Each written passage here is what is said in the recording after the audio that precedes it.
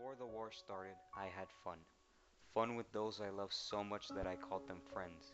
Together we had many adventures ever since we were kids. We used to play video games most of the times we met. We used to play volleyball a lot, but not much since one of our friends passed away. It was summer. The sun was burning and the children were playing. We were playing volleyball when all of a sudden I got a call from Edward's mom. She told us he had passed away from a car crash and the funeral was in a few days. We were all shocked, and everything changed that day.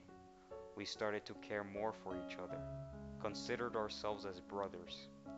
Long story short, we never got to tell him how much he meant to us and how he was always there to cheer us up.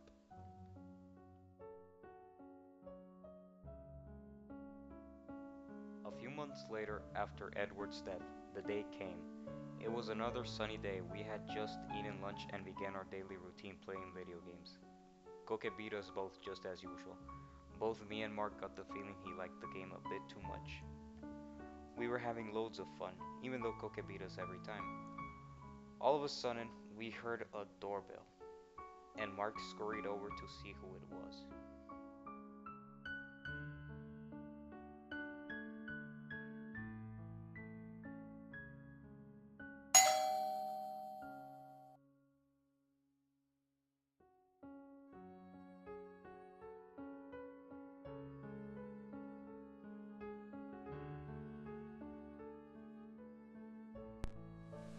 It was Commander Memphis.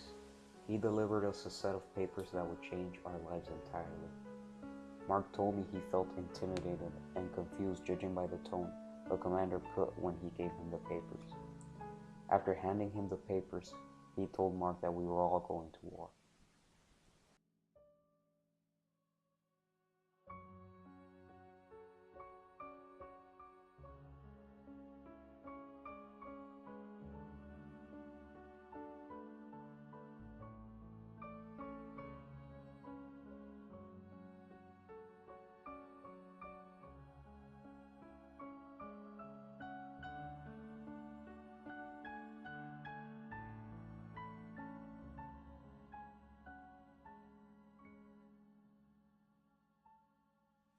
There was no way out of it.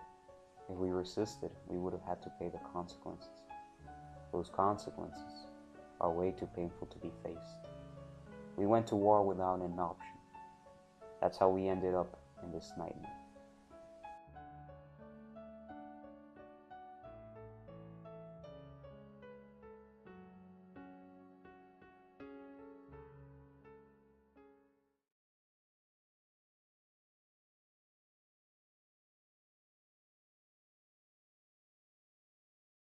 One day, we were eating and telling stories.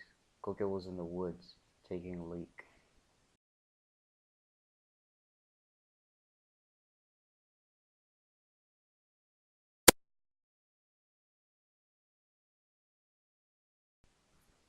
Suddenly, out of the blue, we heard a sniper shot.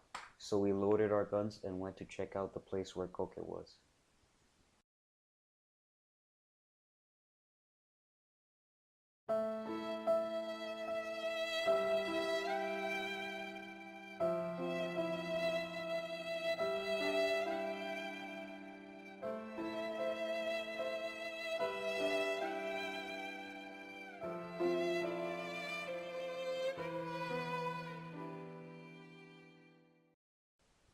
Coque was dead.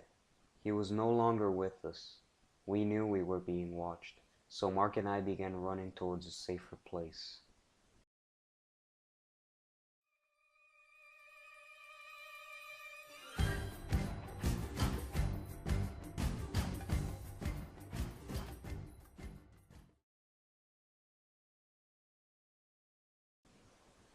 Mark was reloading his assault rifle while I looked around. An enemy appeared and saw us. My gun was jammed, and I kept shouting out for Mark's help until he finally shot him down.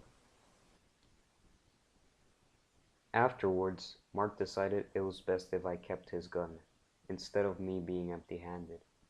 He loaded his pistol and gave it to me. Then we both looked around and checked our surroundings.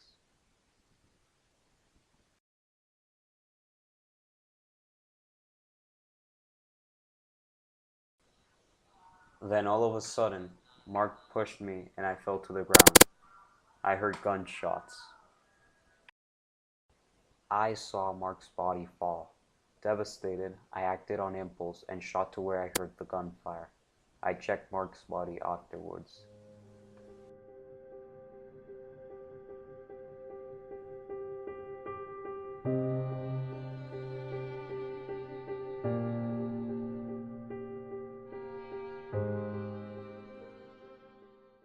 He was dead.